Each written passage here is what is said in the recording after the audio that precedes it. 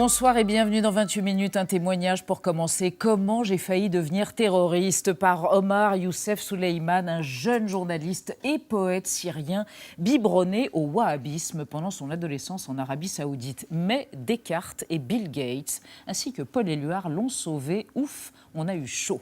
L'actualité, c'est le déplacement d'Emmanuel Macron à Calais aujourd'hui. Calais, symbole de la crise migratoire en France depuis 20 ans quasiment. La jungle a été démantelée, mais des migrants cherchent toujours à se rendre en Grande-Bretagne. Le président Macron a mis la pression sur Theresa May pour qu'elle accueille plus de migrants et qu'elle finance davantage le développement économique de Calais. La France doit-elle revoir ses accords avec la Grande-Bretagne? Celle-ci doit-elle déplacer sa frontière? On en débattra. Et puis, en fin de émission, messieurs Mauduit et Saltiel interviendront à propos de la visite du pape au Chili qui a commencé aujourd'hui et de la marque H&M dans la tourmente en Afrique du Sud depuis une pub un poil raciste. Bonsoir Nadia Dam. Bonsoir Elisabeth, ça va très bien.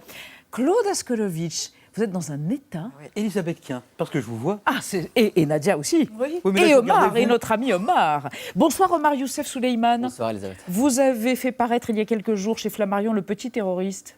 Pourquoi petit ? Parce que ce n'est pas un vrai terroriste, c'est un résultat de la violence autour de lui, en Arabie Saoudite, où il a vécu dans une société raciste.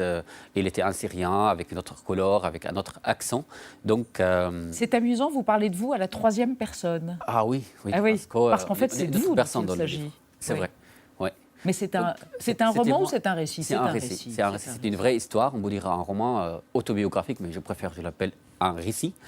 Et donc, c'est autour de mon adolescence en Arabie Saoudite, comme un Syrien qui était vraiment un réfugié dans ce pays. Dans ce pays, 3 ans et demi. Avec votre famille et Saïd, votre frère, et Exactement. Un futur enfant. Mais ça, on y revient dans un instant. D'abord, votre portrait, Omar, réalisé par Marc-Antoine de Porrette. Regardez l'empreinte digitale. Merci. En tapant Omar Youssef Souleyman, on découvre sur Wikipédia votre profession, journaliste, poète et écrivain. Vous êtes né ici il y a 30 ans, à côté Ifé, sur les plateaux du Kalamoun, en Syrie, à 40 km au nord de Damas. Vos parents, tous deux dentistes, pratiquent un islam radical et décident d'émigrer en Arabie Saoudite pour vivre en adéquation avec les préceptes religieux du salafisme. Vous avez alors 12 ans et désormais votre vie s'organise autour de l'islam, entre lecture du Coran, prières quotidiennes et cours de religion. Après les attentats du 11 septembre 2001, vos professeurs de monothéisme célèbrent les vertus d'Al-Qaïda et la victoire du monde musulman. Un environnement qui vous pousse à vous projeter dans un avenir de petit terroriste. C'est d'ailleurs le titre du livre que vous venez d'écrire pour raconter votre cheminement. Malgré votre acharnement à parfaire votre éducation religieuse, les désirs sexuels propres à l'adolescence perturbent votre foi.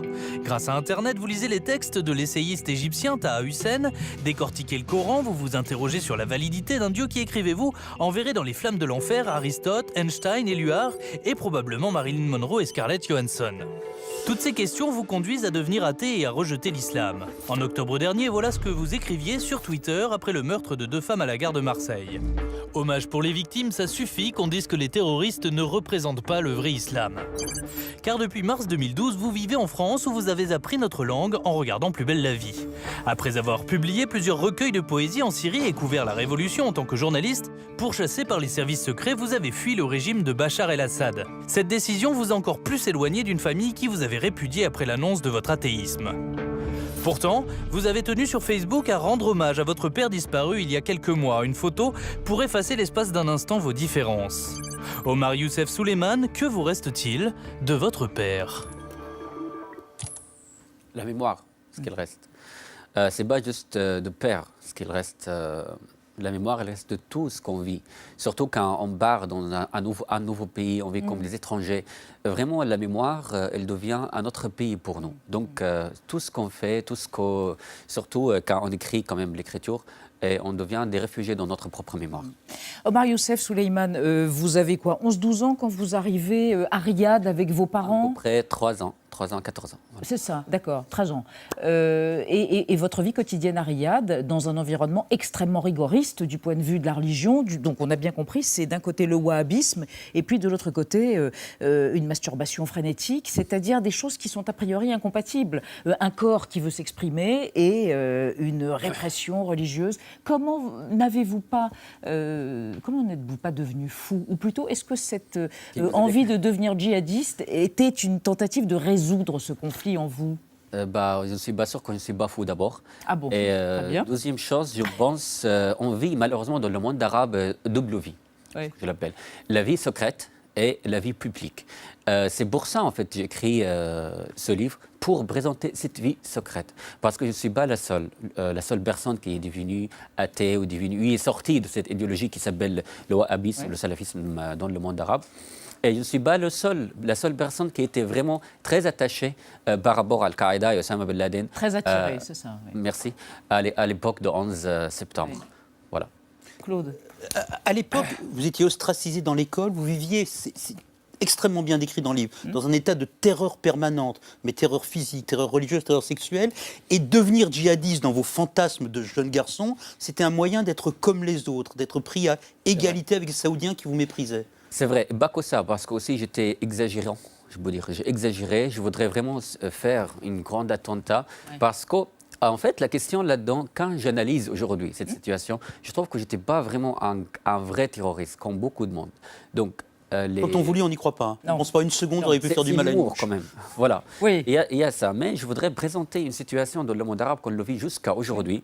Cette situation, à cause de la violence autour de beaucoup de jeunesse, autour de beaucoup d'adolescents, ils deviennent des terroristes parce qu'ils ont de la haine.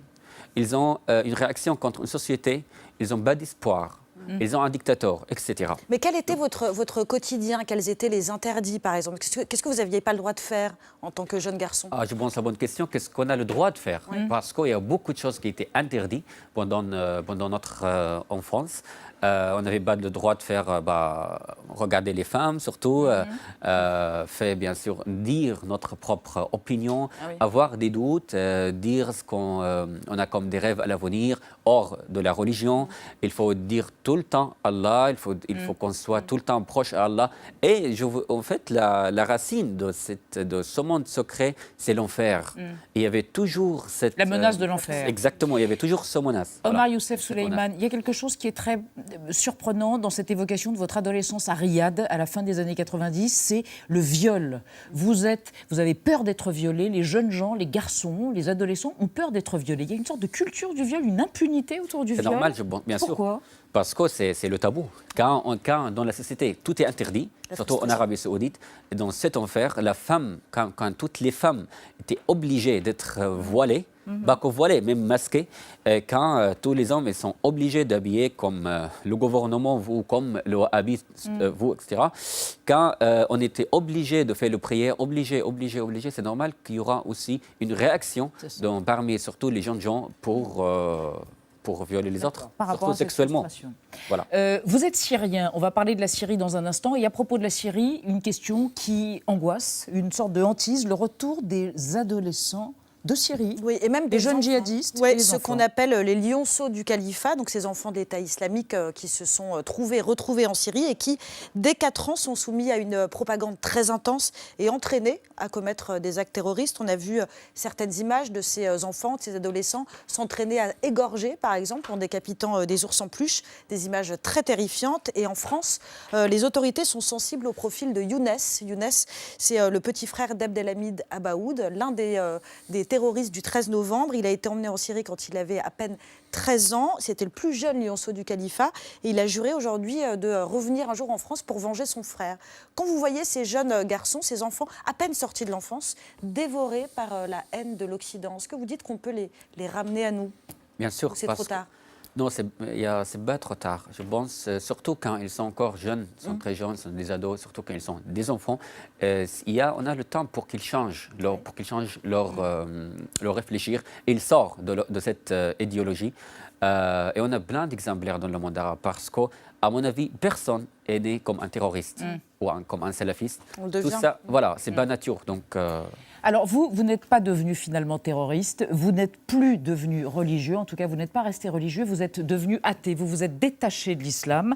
Être athée, c'est un tabou dans le monde musulman. Dans certains pays, 14 je crois, ça peut être puni de mort, le fait de ne plus être religieux. Il y a eu des blogueurs bangladais qui ont été assassinés l'année dernière, 6. Est-ce que vous prenez un risque en étant athée et en disant votre athéisme? bien sûr, déjà, le athéisme, c'est pas juste un tabou dans le monde arabe. Je veux dire, officiellement, dans le monde arabe, ce mot n'existe pas. Il dit il n'y a pas d'athéisme. Bien qu'aujourd'hui, on trouve il y a des dizaines de mille personnes qui sont athées. On le trouve sur, les, sur réseaux Internet, sociaux. sur les réseaux sociaux. Voilà. Sauf que le mot athée, c'est le mot, c'est-à-dire il faut vraiment le tuer. Il faut tuer celui tuer qui les athées annonce. ou les apostats. Voilà, parce qu'il est un apostat. C'est très clair. Mais vous vous rendez compte que quand vous dites « je suis athée », certains peuvent se dire, et vous récupérez politiquement en se disant « il est du côté des islamophobes ». Il assimile l'islam de façon univoque à une religion de la haine. Vous voulez dire qu'il pense que c'est extrême à droite, peut-être? Ça a été le cas avec quelques... C'est l'amalgame. Il y a eu des cas en France. On avait Exactement. reçu ici d'ailleurs un jeune homme qui avait fui la Cisjordanie pour athéisme et qui a été récupéré par des réseaux d'extrême droite. Oui, malheureusement, en fait, en France, on a plein d'amalgames. Si je dis que je suis athée, il va le prendre par un autre sens. Mais moi, je ne vis pas dans l'opinion des autres. Moi, je dis tout ce que je voudrais dire, je vis comme je voudrais et j'écris tout ce que je voudrais. Il y a toujours ces mots quand même dans la société. Et ce n'est pas nouveau. En Syrie, on a déjà vécu ça. Quand on est sorti dans une révolution contre le régime fasciste, le régime, il a dit qu'on est des islamistes. Puis, le régime de Bachar el-Assad. Ah oui, quand le régime de Bachar el-Assad, il a dit qu'on était des islamistes. Dès qu'on a dit, c'est très clair qu'on n'est pas du tout des islamistes, il a annoncé qu'on prend de l'argent de Qatar et de l'Arabie Saoudite et de la France ou de l'Europe, etc. Et il y a toujours le mot traître, afin qu'on perde notre espoir. Mais si on va répondre à ces mots-là, on va jamais dire notre propre opinion. Une dernière question. Vous avez raconté votre enfance ou terreur. Est-ce que vous chanterez un jour, le poète que vous êtes, l'amour de la France, la douceur de ce pays que nous, Français, ne connaissons pas toujours? Et il y a malheureusement une culture en France, je l'appelle le malheur français. C'est une partie de notre propre culture en France. On est toujours malheureux, moi je trouve, et on n'a pas de raison. On est trop malheureux? Oui, on n'a pas de raison objective. On n'a pas de raison parce qu'on peut faire beaucoup de choses pour changer. On est libre, vous voulez dire? On est libre, on peut faire des manifestations, on peut faire des associations pour créer de nouvelles choses. On peut changer la situation en France. Et pour moi, comme un réfugié politique qui vit en France il y a à peu près 5 ans, ce pays, enfin, il m'a sauvé. Elle m'a donné la vie, m'a donné la liberté. Et bien sûr, je suis amoureux à la France. Voilà. Je trouve que c'est très normal quand même. La vraie patrie du créateur, c'est l'exil. C'est un poète syrien qui s'appelle Adonis qui a dit ça. C'est ça la vraie patrie du créateur et du poète, c'est l'exil quand même? Pas forcément, ça dépend en fait. Donc c'est la France et l'exil? L'exil, pour moi, c'est un mot très large. On ne peut pas dire chacun il peut vivre ce mot, il peut vivre l'exil selon de son passé. Pour moi, aujourd'hui, je vis l'exil dans un pont entre les deux cultures, entre la culture arabe et la culture française. Et je trouve que c'est un grand but pour moi pour continuer et pour garder l'espoir quand même. Merci Omar Youssef Souleymane, le petit terroriste. Mais oui, bien sûr que c'est un récit avec de l'humour, de l'acidité et surtout un contre-champ incroyable sur cette adolescence en Arabie Saoudite chez Flammarion. Merci d'être passé chez nous et on passe à notre débat sur la crise migratoire cristallisée par le dossier Calais où s'est rendu le président Macron aujourd'hui. Question qui fâche, faut-il déplacer la frontière de Calais à Douvres? On en parle après la mise au point de Sandrine Le Calvez. En route vers Calais, ce matin, Emmanuel Macron a fait une première étape dans un centre d'accueil et d'examen des situations. Des migrants, essentiellement afghans et soudanais, y attendent d'être fixés sur leur sort. Je veux vivre ici en France.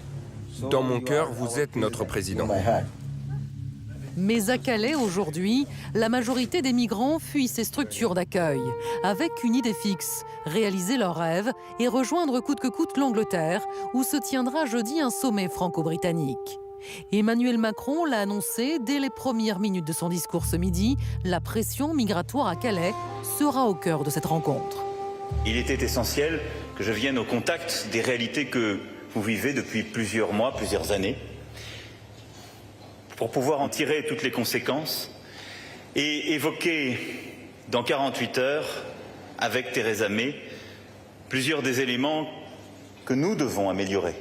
Le chef de l'État compte bien demander à Theresa May des mesures concrètes pour une meilleure prise en charge des mineurs non accompagnés et pour le financement de la sécurisation de la zone portuaire.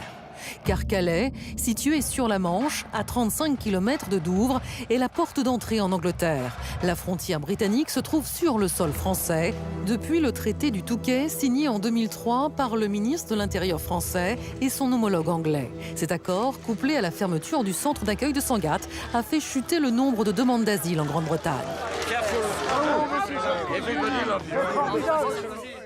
Applaudi à l'époque, le traité du Touquet est aujourd'hui plus que jamais contesté.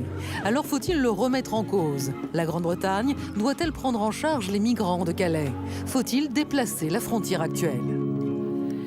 Beaucoup de questions à évoquer avec vous trois. Yann Manzi, bonsoir. Vous êtes fondateur de l'association Utopia 56. Selon vous, la France, c'est carrément le bras policier d'une Grande-Bretagne qui se barricade face à l'arrivée des migrants. Il faut, c'est toujours votre point de vue, renégocier les accords du Touquet et mettre les Anglais face à la réalité du problème qui n'est pas que français. Vous en avez un à côté de vous. Vous allez pouvoir lui en parler. Bonsoir, Jeremy Stubbs. Vous êtes président du Parti conservateur, donc le représentant de ce Parti conservateur britannique à Paris. Selon vous, la Grande-Bretagne n'est pas totalement responsable, j'aime beaucoup ce délicieux euphémisme, responsable de la situation à Calais. Elle paye pour que la France joue les gardes-côtes, car il faut bien faire la distinction entre les personnes qui ont une raison de demander l'asile au Royaume-Uni et celles qui n'en ont pas. Vous nous la réexpliquerez, cette distinction.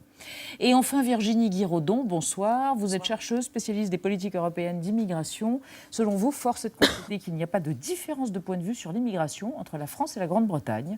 Il n'y a pas d'autre idée que celle des Anglais. On ne veut pas que les migrants arrivent chez nous. En tout cas, ça depuis certainement aujourd'hui et le discours d'Emmanuel Macron à Calais. J'imagine que ça vous a renforcé dans votre point de vue. On va y revenir, mais d'abord une question d'un de nos auditeurs, internautes, pardon, oui, et spectateurs. Oui, qui demande si ne pensez-vous pas, sur France Inter, ici. que la fermeté britannique, donc eu égard aux migrants, est une fermeté de façade. Yann Manzi, fermeté de façade parce que les migrants en Grande-Bretagne ont globalement plus de droits que la France, qu'en France, notamment sur l'accès à l'emploi. Est-ce que ça explique le fait que ces migrants veuillent quitter la France pour la Grande-Bretagne? Bon, il y a une réalité, c'est qu'il est évident qu'en Angleterre, ces migrants déjà veulent aussi, il faut le répéter et le dire, retrouver leur famille. Et quand on fait des enquêtes avec différentes associations, elles préfugient l'auberge des migrants à Calais. On se rend compte que c'est quand même une des préoccupations prioritaires. 60% des personnes interrogées sur les sondages qu'on a pu faire en septembre répondent que c'est ça leur première raison. Et derrière, la réalité, c'est aussi que c'est plus facile de trouver du boulot en Angleterre, du boulot au noir. Alors, pour ne pas le citer, mais c'est une réalité. En France, c'est pas simple. Parce que le travail est dérégulé, parce qu'il n'y a pas de contrôle. Bien sûr, c'est une réalité. On voit bien ce qui se passe en Angleterre et on sait ce qui se passe dans les restaurants anglais. Oui. Jeremy Stubbs, comment réagissez-vous quand vous entendez ce constat réaliste? Je réagis très mal. Mais c'est un constat réaliste. Et bien sûr, et dérégulé. Mais ça n'empêche pas qu'il y ait des activités qui dépassent les forces policières, les forces de l'État. Donc, il est vrai qu'il y a un travail noir qui existe. Est-ce que ce travail noir existe en France? C'est à vous d'aller chercher, il faut le dire. Mais est-ce que ce n'est pas la caractéristique d'une économie plus libérale, d'une société finalement plus ouverte? C'est très dur d'arriver chez vous, mais quand on y est, on peut se faire son chemin, on peut se débrouiller. Je pense qu'il y a comme un part de fantasme là-dedans. Le Royaume-Uni, peut-être parce que c'est de l'autre côté de la Manche, c'est un Eldorado. Et tout se passera bien une fois qu'on est de l'autre côté. Et la vérité, c'est qu'on a nos problèmes aussi.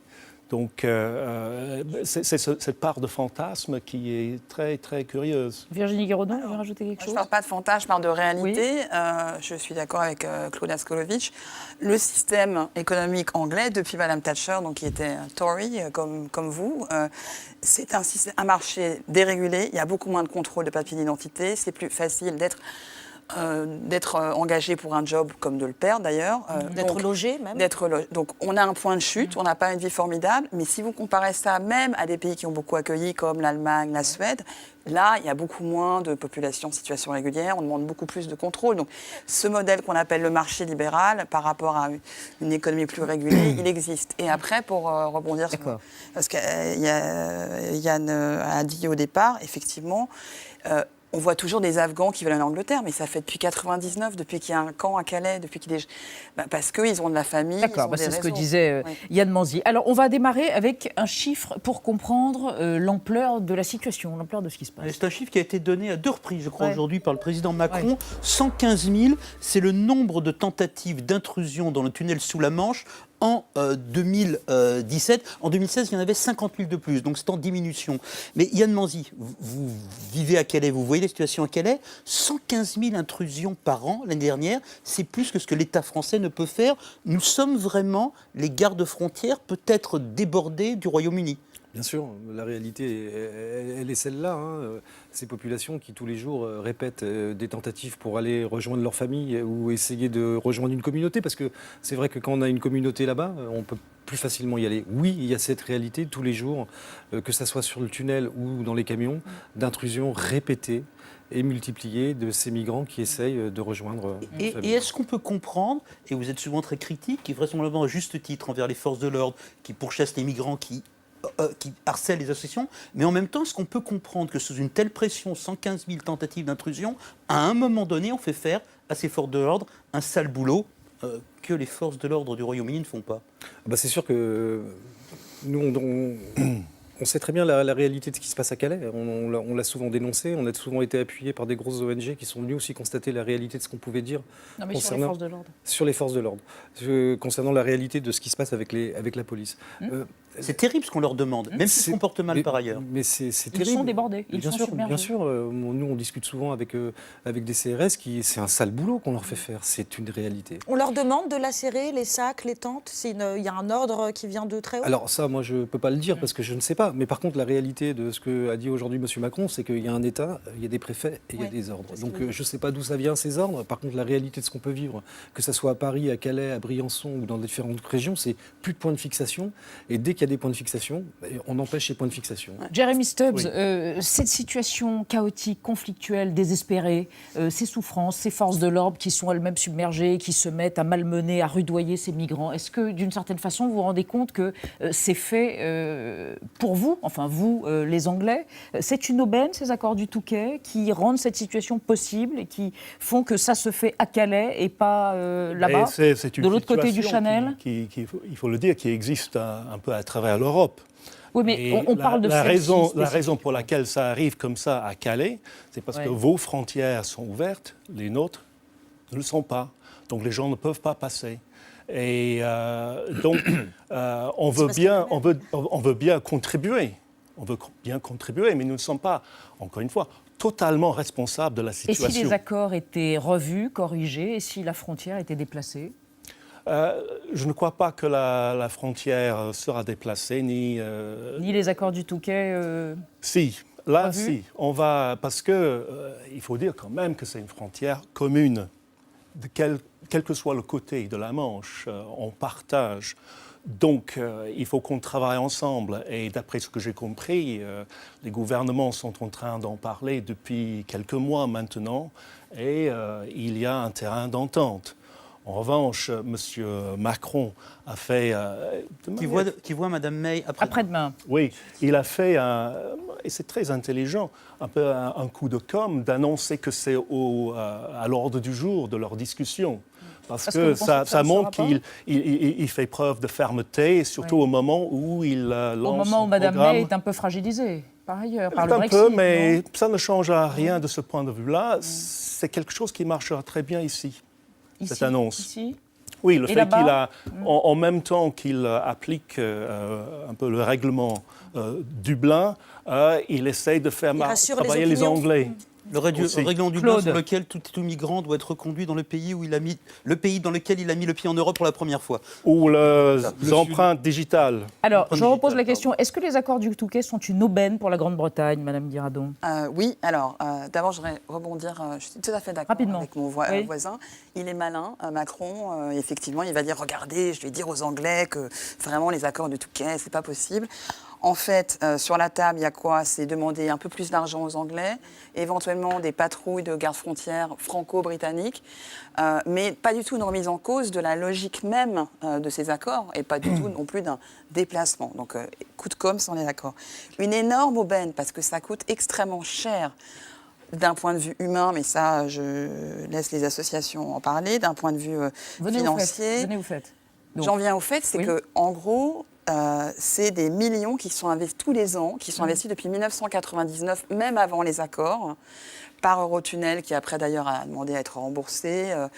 C'est un coût politique aussi, quand on voit la montée du FN dans cette partie de la France, qui est portée par la France.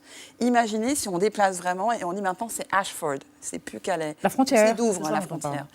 L'investissement que ça représenterait, c'est bien sûr une aubaine, mais il y a un levier qui est le levier économique en fait. C'est-à-dire, Calais, c'est un port, il y a d'autres ports concurrentiels, il y a beaucoup de raisons.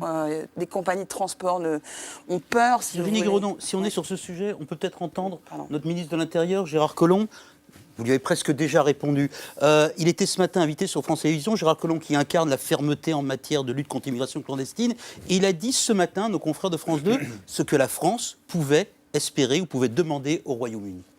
Nous allons aller avec le président de la République jeudi à Londres. Et nous allons parler de Calais précisément et des problèmes d'immigration. Et des accords du pour Touquet. demander à nos amis britanniques qu'ils puissent aller plus loin dans les accords qui ont été passés effectivement au Touquet, qu'ils reprennent un certain nombre de migrants, surtout qu'ils aident Calais à se développer.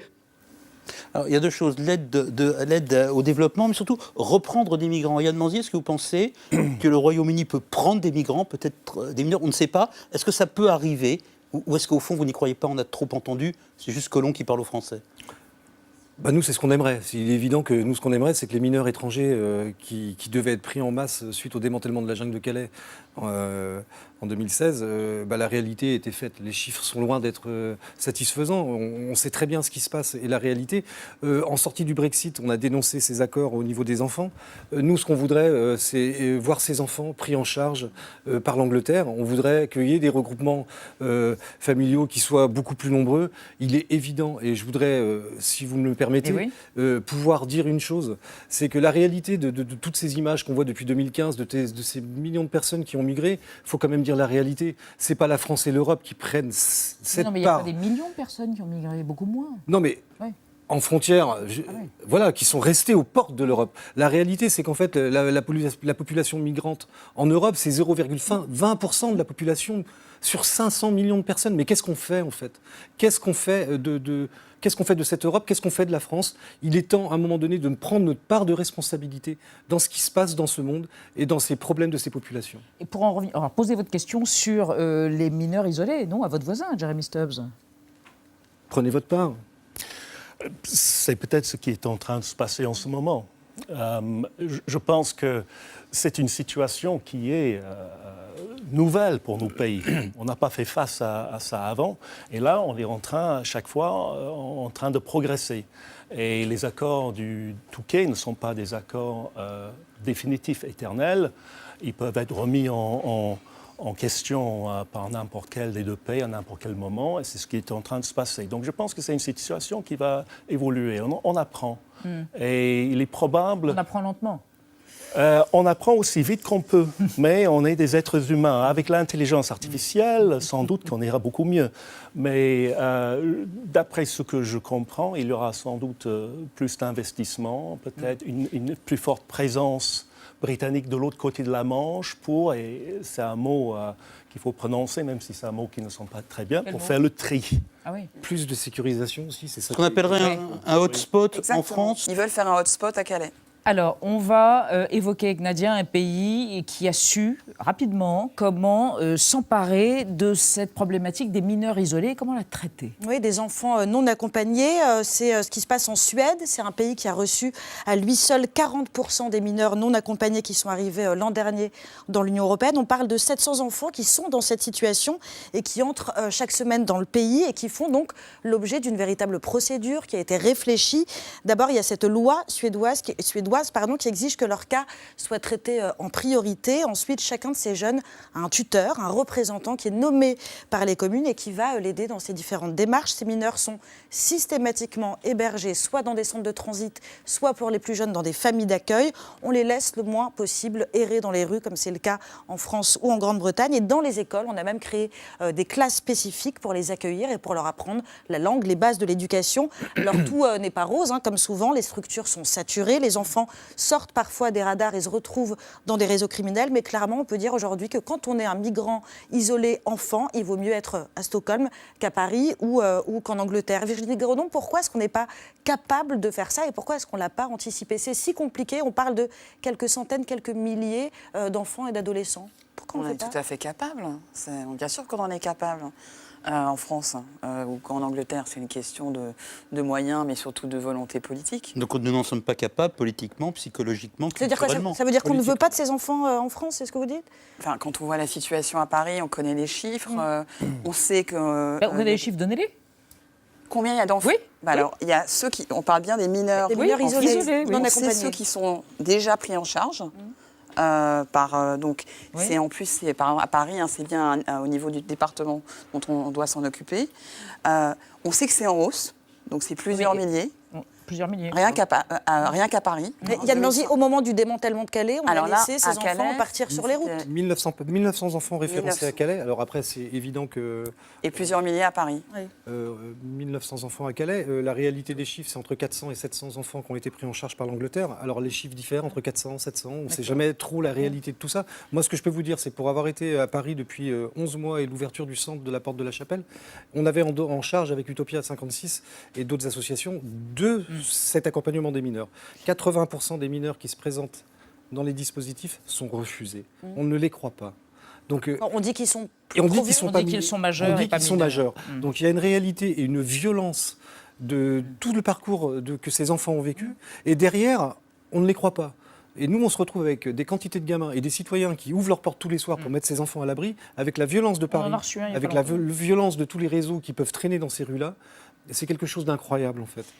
Alors, avant d'évoquer avec vous, Jeremy Stubbs, une éventuelle politique d'immigration franco-britannique et des accords quant à cette politique, un coup d'œil satirique sur l'intransigeance de la ministre de l'Intérieur britannique. Quant à ces questions, elle s'appelle Amber Rudd. Elle est un peu rudoyée par Thibault Nolte.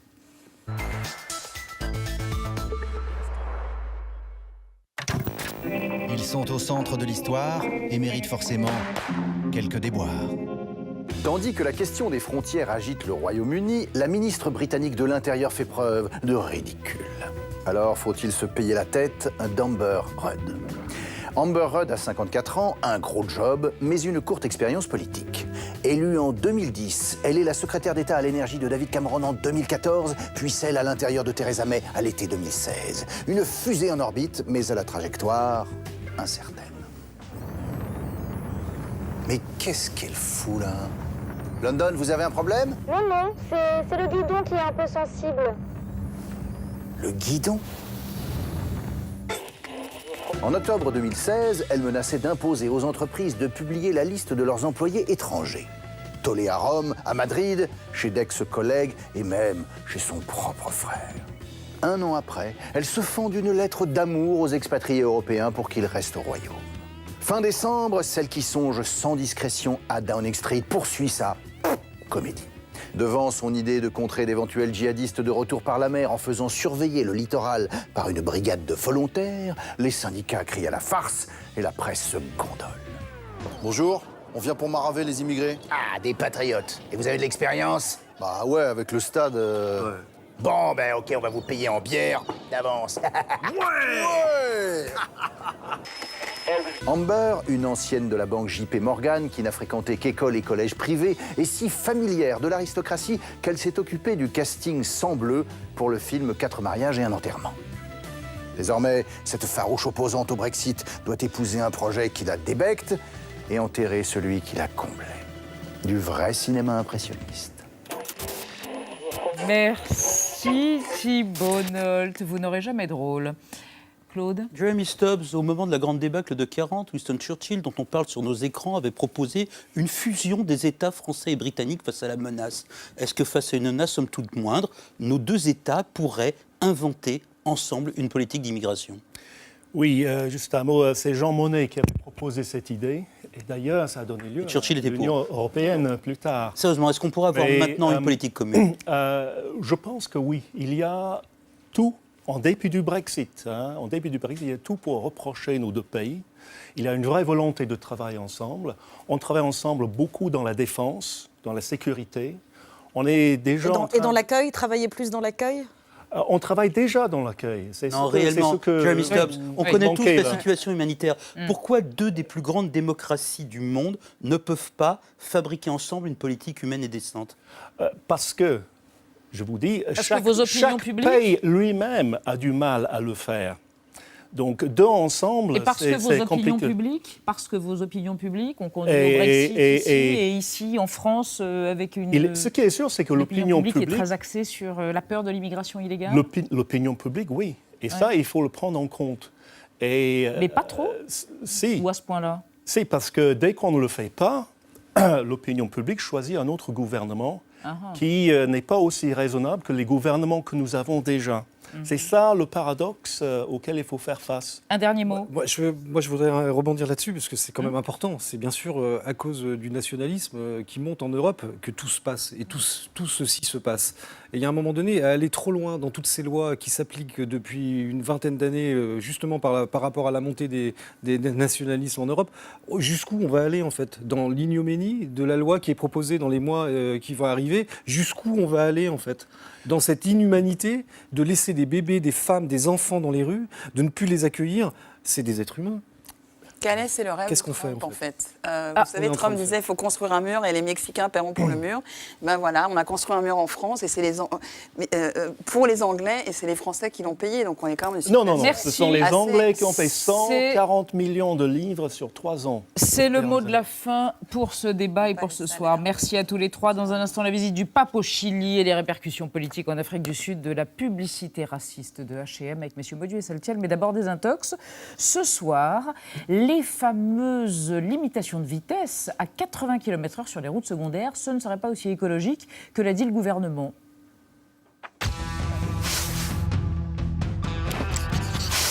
Rouler 10 km/h moins vite pour polluer 30% de moins, c'est l'un des arguments avancés par le gouvernement français qui prévoit d'abaisser de 90 à 80 km/h la vitesse maximale autorisée sur les routes. Dans une note destinée au préfet et dans le dossier de presse fourni au moment de l'annonce, on trouve ainsi une infographie qui dit que rouler à 80 plutôt qu'à 90 km/h, c'est jusqu'à 30% d'émissions de polluants en moins.